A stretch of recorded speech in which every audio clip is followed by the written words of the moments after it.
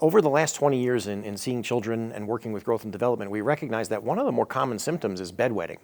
Now, according to the CDC, you could look up statistics and learn that about 10% of kids bedwet up to the age of 12, which is a staggering amount of children who are bedwetting.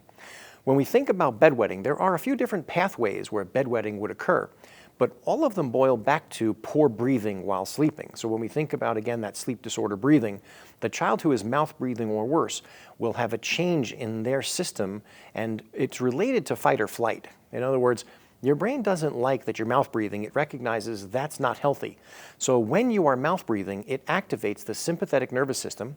The sympathetic nervous system is the fight or flight system.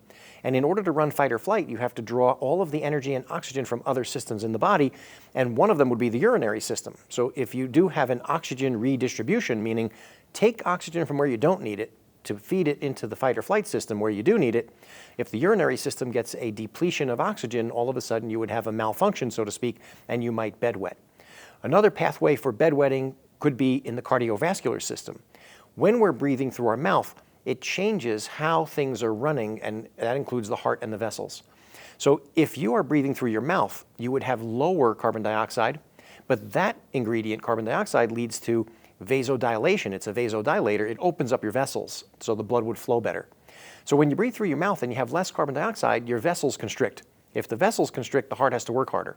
When the heart has to work harder to force the blood around your body faster and more often, all of a sudden what happens is then that blood has to be filtered more often.